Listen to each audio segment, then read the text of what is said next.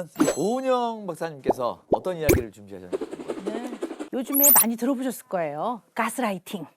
네. 굉장히 다양한 사회적인 상황에 적용을 해서 쓰는 것 같아요. 정확히 의미를 잘 모르는 분들도 많고. 네, 굉장히 많습니다. 가스라이팅은 이제 정확하게 얘기를 하자면 어떤 사람의 심리 상태에 조작을 가해서 그 사람이 자기 자신에 대해서 불신하게 하고 가해한 사람에게 지나치게 의존하게 되는 일종의 심리적 학대이다. 이렇게 보는데요. 화나니까 그러는데 왜 그렇게 말해? 걔한테 갇혀 있는 것 같았어요.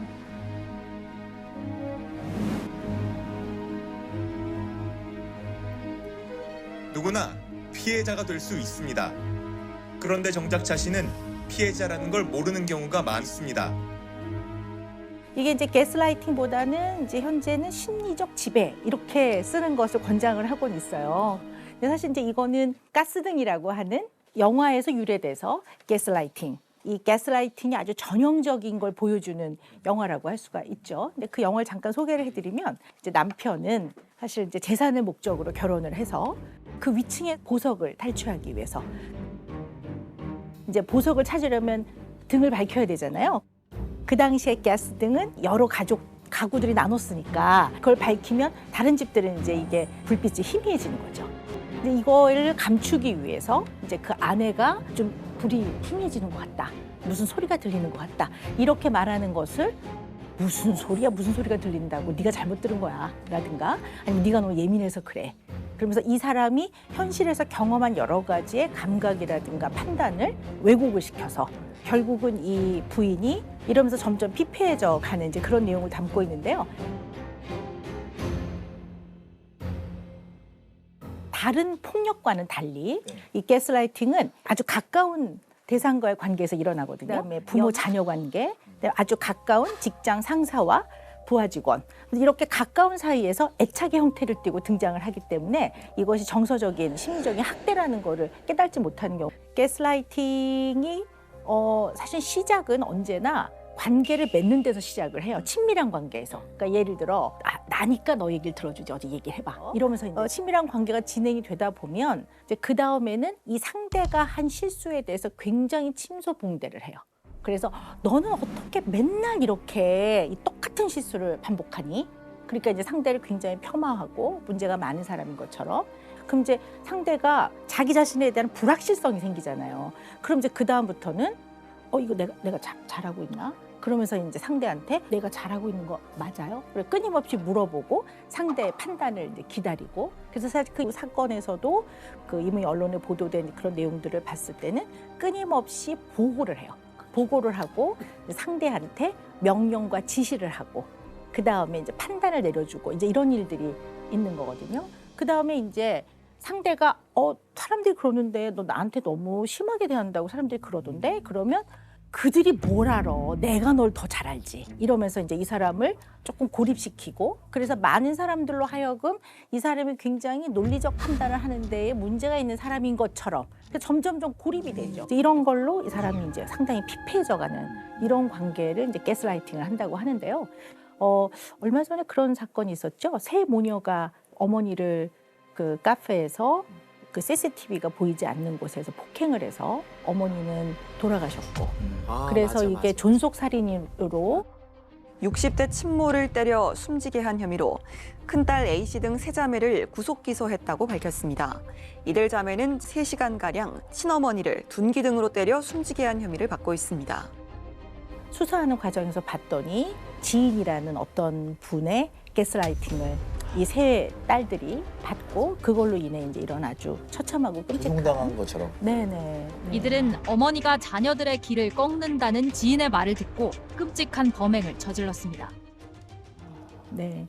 그래서 이 돌아가신 어머니가 사실은 남편과의 불화가 있어서 인근에 가깝게 지내는 그 가해자와 좀 친해졌어요. 처음에 이제 이런 관계를 맺으면서 가해자가 제일 먼저 한 게 남편하고 떨어뜨려 놓는 일입니다. 그래서 이 자꾸 이렇게 조종을 해서 이 아버지한테 아주 심하게 대하게 해서 이 아버지가 손을 들고 집을 나갔고 그 다음에 이 딸들에게도 너희들은 재벌집이나 명문가의 시집을 갈 수 있는 아이들인데 니네 엄마가 뭘 잘못해가지고 너희들이 지금 이 모양 이 꼴로 살고 있는 거다.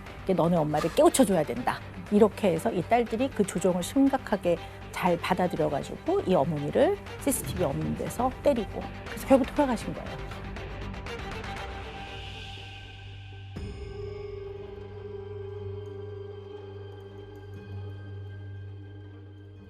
근데 수사를 하는 과정에서도 보도에 의하면 이 가해자의 변호사를 공유하고 있고 변호인을 여전히 내 가해자와 굉장히 친밀한 관계를 이 세 딸들이 유지를 하고 있다라는 것까지 제가 거의 언론 이 보도를 정도면은 통해 가스라이팅이 아니고 접했습니다. 세뇌 수준. 네네 네. 세뇌죠. 네, 네.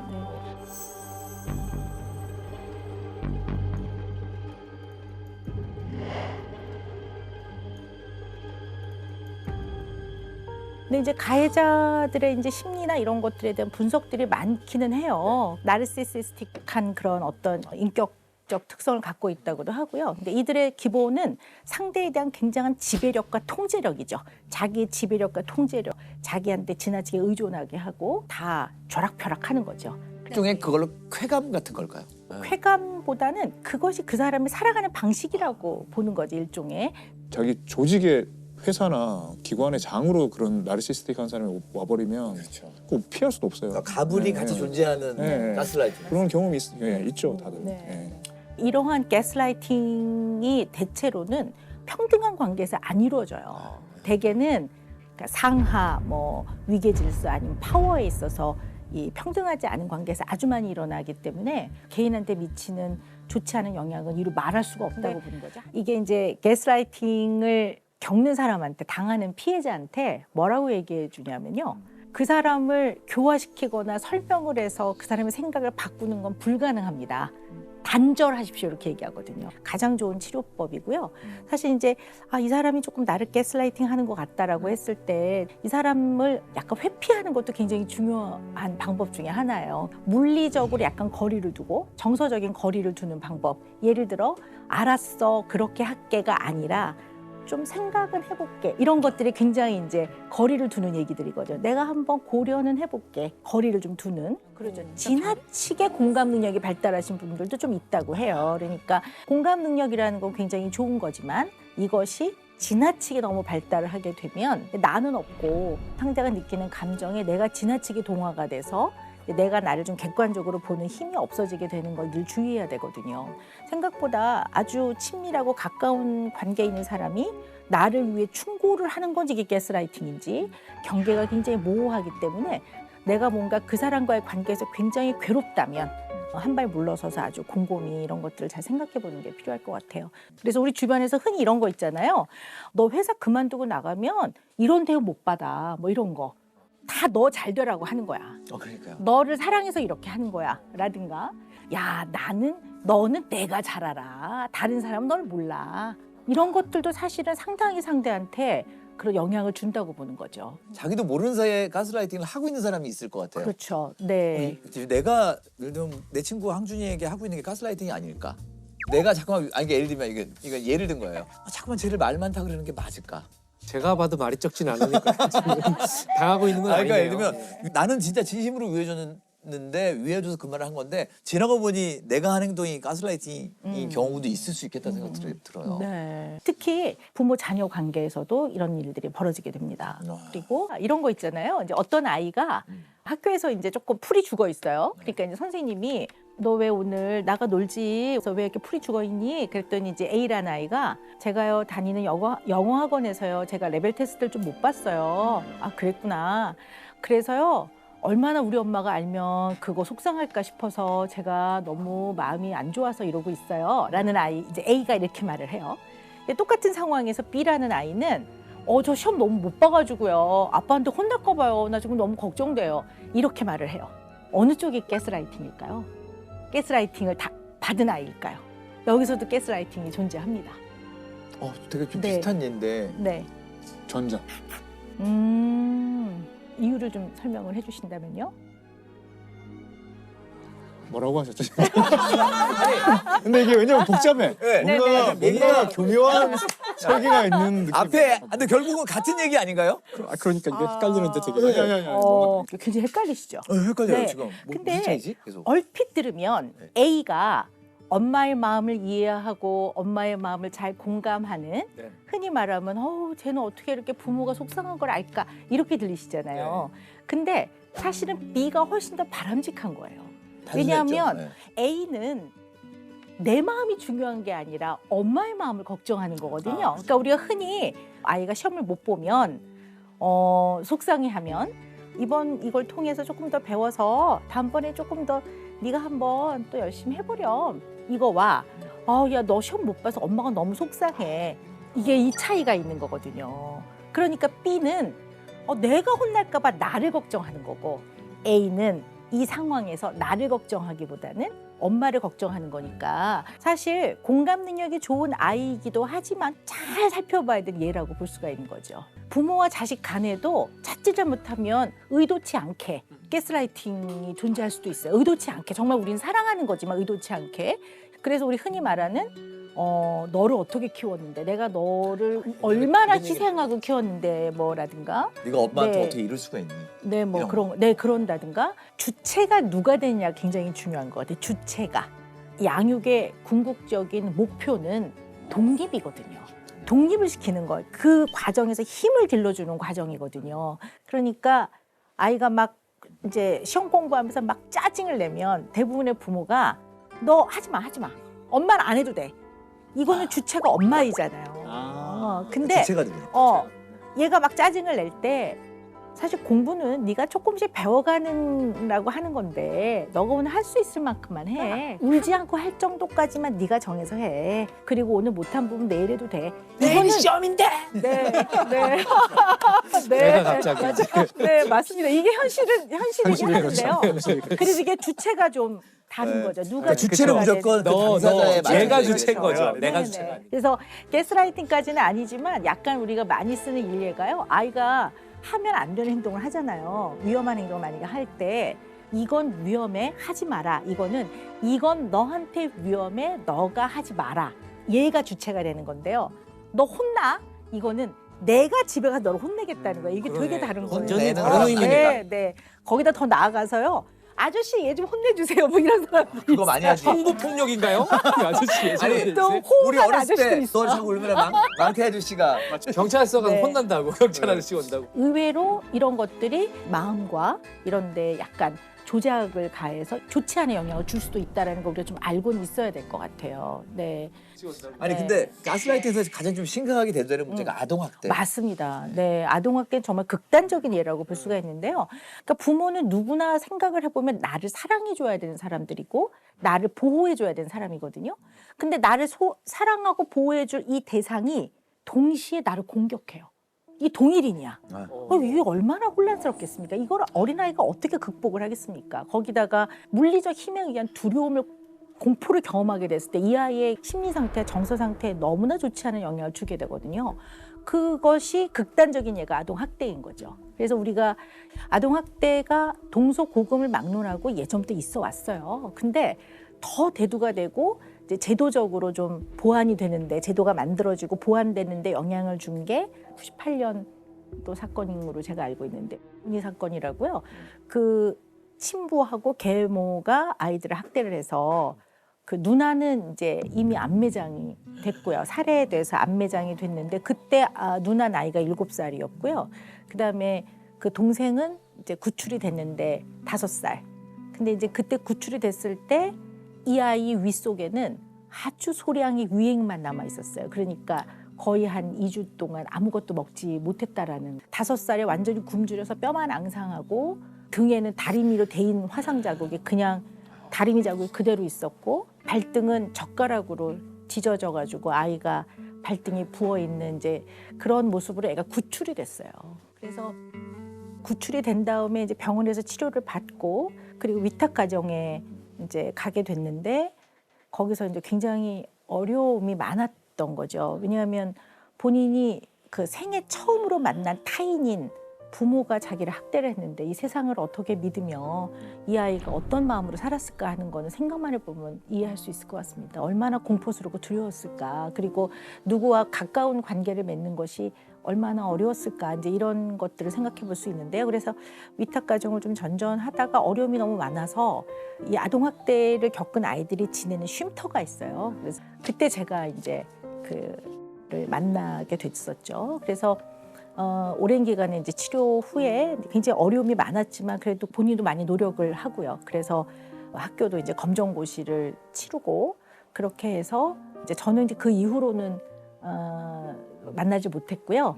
이제 최근에 아마 요 정인이 사건으로 이제 방송국에 취재를 하면서 나와서 저도 그걸 통해 확인을 했는데 지금 이제 회사도 다니고 굉장히 잘 살고 있다고 해서 너무나 마음이 안도가 되고 그 어릴 때 그 아이의 얼굴이 이게 기억이 나면서 보고 싶고 그러네요. 너무 그 아이에게 격려를 보냅니다. 얼마나 살기 위해서 각고의 노력을 하면서 살았을까. 어른들이 정말 너무 잘못했구나 생각이 들고요. 네. 학대 당한 아이의 후에 잘 자라라는 이야기도 좀 다 들려왔으면 좋겠어요. 네, 네. 보통 사건 이후에 당연히 이제 사망한 사건이나 이런 경우에는 이제 그렇게 해서 가슴 아픈 상태로 끝이 났지만 사실 생존하는 아이들, 살아남은 아이들이 어떻게 살아가고 있나를 이렇게 한번 알게 되는 것도 되게 중요하다는 생각이 듭니다. 네.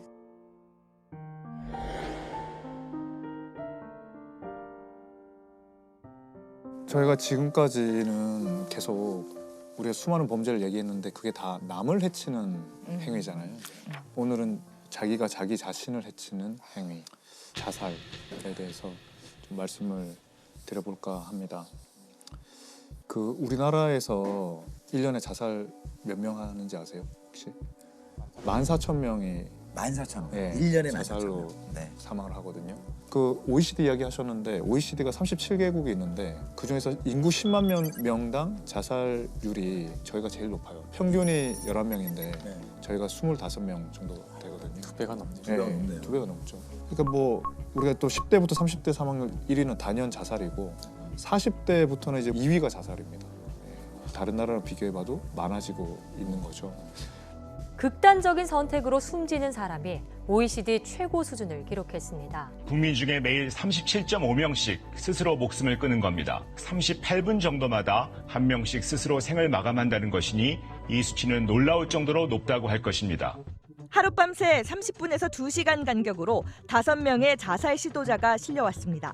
이런 환자가 이 병원에만 1년에 700명 넘게 옵니다. 그분들의 이야기를 들을 수가 없잖아요. 그때 어떤 마음으로 그런 결정? 그래서 다양하죠. 어떤 부분들이 영향을 줄까요? 굉장히 중요한 걸 상실했을 때. 이 상실이 굉장히 그 우울감을 유발하면서 자살 생각을 하게 되는 경우들이 많고요. 그 상실 안에는 뭐 재산, 가까운 사람, 건강을 잃게 되는 거, 뭐 이런 것들, 명예를 잃게 되는 거 이런 것들이 다 들어가고요.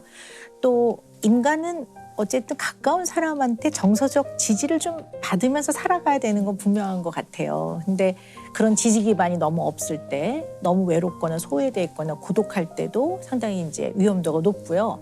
물론 자살이라는 것을 한 가지 이유로만 볼 수는 없을 거예요. 굉장히 다각적으로 봐야 되는데요. 어떠한 사회적 현상이라든가 그 사람이 개인적으로 처한 상황을 가지고 자살의 이유를 자꾸 찾아 들어가면 잘 못 도와줘요. 왜냐하면 이제 뭐 예를 들어 청년들의 자살률이 높아졌다. 그래서 결국은 그 보도의 마지막 끝은 이게 핵가족화, 뭐 사람에 대한 어떤 관심이 부족, 우리 모두 좀 더 신경을 써야 되겠습니다. 그래서 뭘 어떻게 해요? 신경을 뭘 어떻게 그러면 핵가족을 다시 대가족으로 만들 수도 없는 거고. 물론 그런 이유도 있지만 제가 얘기하는 거는 그 이유가 아니라는 얘기가 아니라 가장 제1번의 이유가 우울증이에요. 우울증이 굉장히 중요한 이유 중에 하나이기 때문에 그래서 저 같은 정신과 의사들은 자살은 막을 수 있습니다. 이렇게 얘기한단 말이에요. 그러니까 왜 우리가 폐결핵도 우리 예전에 폐결핵으로 돌아가신 분들 되게 많아요. 그런데 폐결핵의 증상을 많이 알게 되고 폐결핵 약들을 복용하면서부터는 이제는 결핵을 우리가 잘 관리하고 살아가고 있는 것처럼 평생 살면서 무병장수를 할 수 없듯이 나의 어떤 의지나 내가 얼마나 강인한 사람이고 내가 얼마나 성격이 좋은 사람이고 하는 것과 전혀 무관하게 병이 생기듯이 뇌에도 질환들이 일어날 수가 있는데 우울증이 있는 분들을 뭔가 마음이 약하고 너 배불러서 그래 이런 시각으로는 제발 좀 보지 않았으면 좋겠다. 네.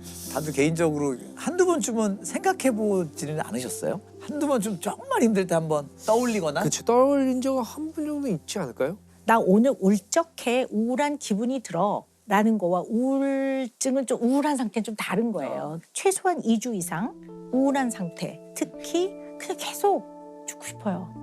계속 그냥 아니 죽는 게 낫겠다, 죽는 게 낫겠다 이렇게 하고 있기 때문에 늘 주변 분들한테 이걸 절대 하지 마십시오라고 저희가 말하는 게 있어요. 예를 들어 용기를 내봐, 마음을 굳게 먹어봐 뭐라든가 아니면 뭐 취미를 가져봐 뭐 이렇게 한다든가. 진짜 다 제일 많이 하는 말이네요. 네. 그렇게 하는 것이 별로 도움이 안 되고요. 힘내. 네, 힘내 그런 것들. 그리고 그분이라고 힘 안 내고 싶지 않거든요. 정말 안 되거든요. 그래서 이때는 이제 주변에서 아픈 거야, 조금 휴식이 필요해, 치료가 필요해, 좀 쉬어야 돼, 회복이 필요해 이렇게 해서 좀 잘. 충동성 담당 뇌 부위가 활성화돼 있었고 이성적인 판단을 담당하는 부위와 연결되는 신경망이 좁아진 것으로 나타났습니다. 이 경우 자살을 막기 위해서는 약물 치료가 반드시 필요한데 약을 먹으면 80%가량은 증상이 좋아집니다.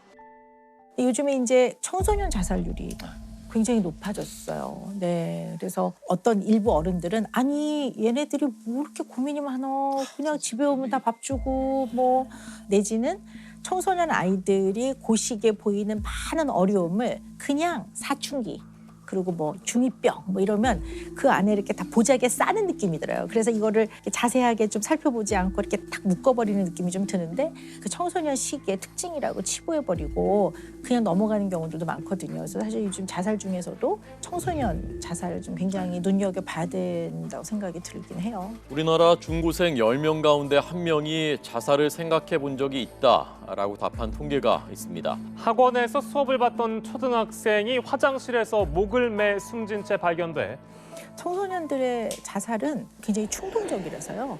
예측을 잘 못합니다. 동기는 있어요. 동기를 갖고 있는데 탁 어떤 일상에서 건드려져서 예를 들어서 야, 너 나가 죽어 이러면 그래 나 죽을 거야. 그래서 확 뛰어내려요. 그러니까 상당히 충동적이고 그다음에 치명적인 방법을 많이 써요. 그래서 그 치사율이 굉장히 높은 편이고요. 아이들한테 뭐 너 이따위로 살 거면 나가 죽어 이런 말 절대 하시면 안 되고요. 되게 가까운 사람 중에 자식이 자해를 그렇게 해요. 네.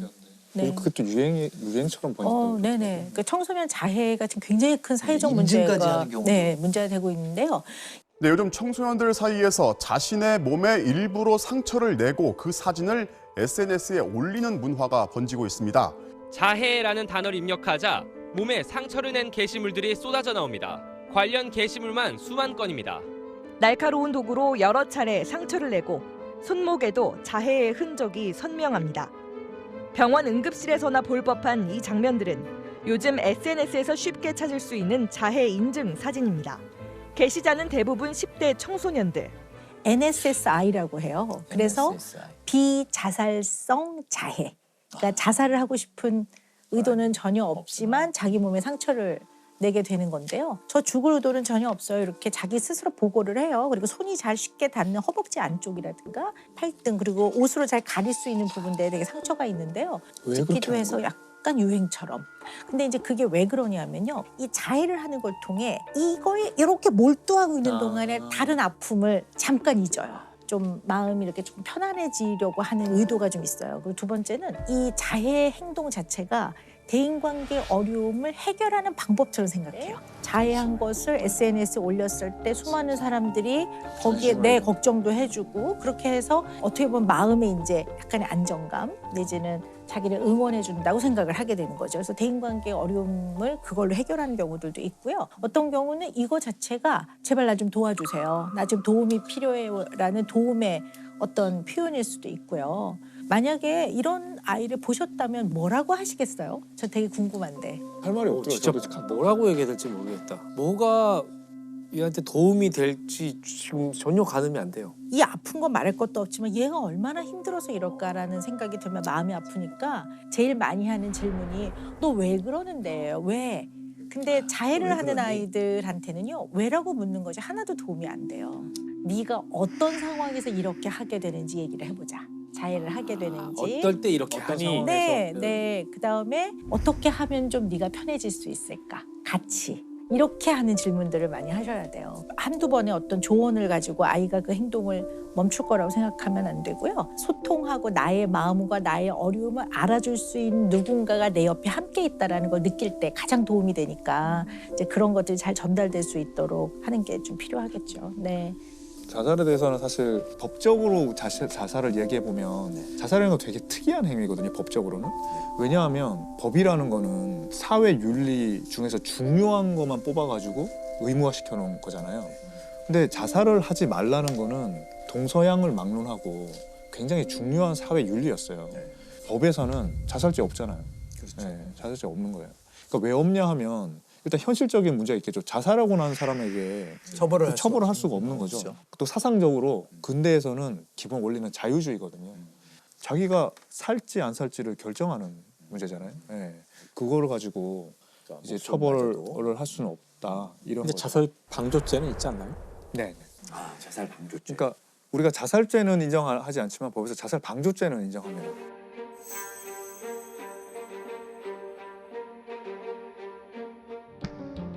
이 자살 방조죄가 조력 자살을 허용할 것인가 하는 문제와 관련해서 학회에서 계속 논란이 오랫동안 돼 왔어요. 죽는 건 자기가 의사결정하는 거고 자기 결정권 행사하는 거고 그때 좀 도움 받을 수 있다는 거예요.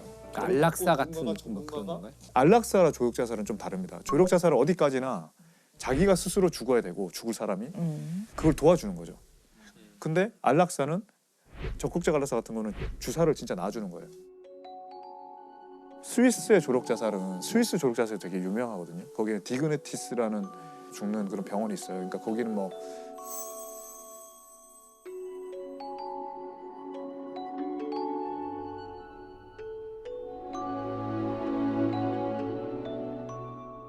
되게 좋은 그런 침상에서 이름을 물어보고 이제 죽을 거냐고 물어보면서 약을 갖다 줘요. 먹는 행위는 자기가 해야 되는 거예요. 왜냐면 그걸 먹여주면은 살인이 되는 거예요. 근데 그런 죽음을 선택할 수 있는 자격이 있겠죠. 예, 그러니까 뭐 그냥 오늘 죽을래 하고 간다고 그런 게 아니라 거기서 오랫동안 상담을 받아야 돼요. 그리고 내가 왜 이런 선택을 해야 되는지를 굉장히 오랫동안 써가지고 통과한 사람만 가는 거예요. 예, 그래서 아주 깊은 생각을 하고 준비를 오랫동안 해온 사람이 그렇게 할 수 있는데 상담 의사들이 판단하는 건가요? 예, 그 막상 이제 이 약을 주면 안 먹겠다는 사람이 훨씬 더 많대요. 그리고 다시 삶을 사는 거예요. 결론을 얻어내기가 쉽지 않은 삶이 무엇인지 뭐 이런 거에 대한 질문까지 할 것 같긴 굉장히 한데 철학적인. 근데 사실 사람들이 죽음보다 두려워하는 게 고통이라고 하잖아요. 그래서 지옥이라는 것이 가서 우리가 존재하지 않게 되는 게 아니라 계속 고통받는 거예요.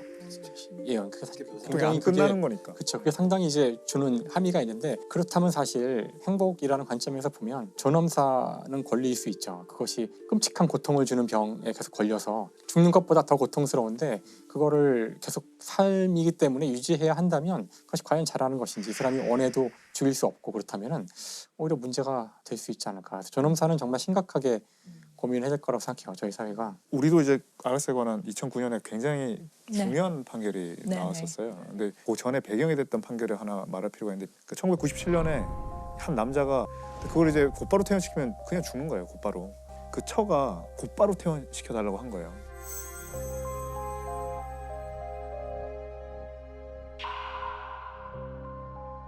근데 곧바로 퇴원시키면 죽으니까. 죽습니다라고 얘기했죠. 죽으니까 그래도 나는 돈 못 내겠고 곧바로 퇴원시켜 달라는 거예요. 그래서 모든 그 책임을 안 진다고 병원에 각서를 쓱 받고 그냥 퇴원을 시켜줬어요. 그 우리 이제 의학적 용어로는 DAA라고 해요. 그러니까 의학적 조언에 반해서 자의 퇴원을 시키는 건데 그거를 의료 현장에서 막을 수 있는 법이 없었어요.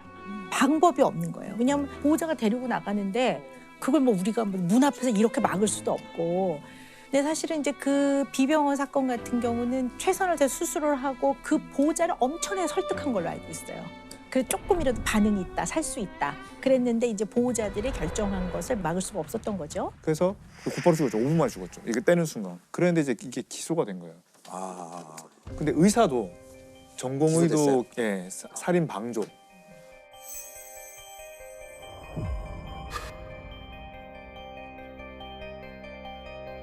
우리도 언제나 환자 살리고 싶은 사람들인데 너무 가혹하지 않냐. 그래서 이게 되게 난리가 났어요. 그러니까 이제 병원에서는 보호자가 아무리 환자를 나 이제 데려가겠다고 해도 내보내주면은 살인 방조죄가 되잖아요. 그러니까 그렇고 본인도 힘들고 그럼 거기서 계속 연명치료를 계속 해야 되잖아요.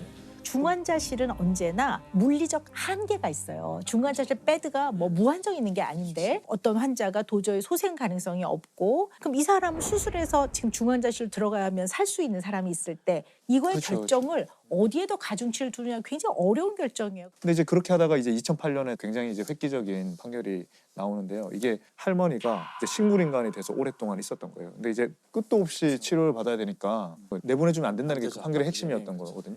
그러니까 이제 이 가족이 그냥 내보내달라고 소송을 제기한 거예요. 어머니지만 더 이상 이거는 연명치료고 의미가 없다.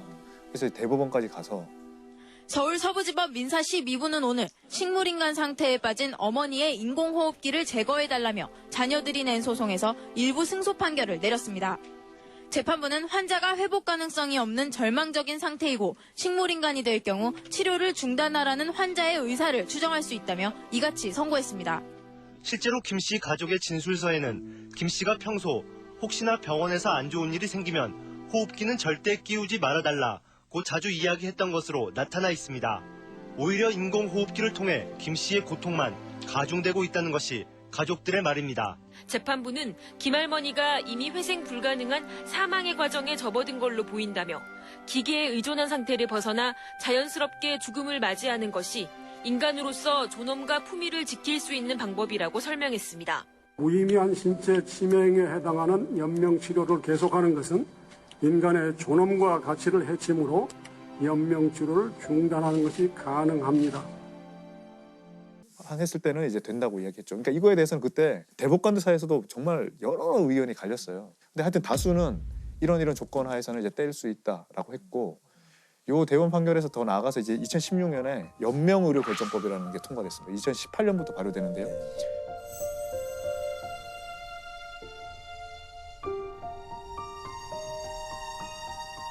그렇게 우리 사회 전체가 그 어떤 합의를 만들어 가고 있었던 거죠. 그리고 2018년부터는 이제 법으로 어느 정도는 우리나라도 되고 있는 거죠. 그리고 생과 사는 결국 누구도 거기서 예외일 수가 없으니까 이게 우리 모두의 문제라고 볼 수 있으니까요. 사실 이것이 어떤 전문가 집단에서만 논의될 게 아니라 다 나한테 해당되는 이야기이기 때문에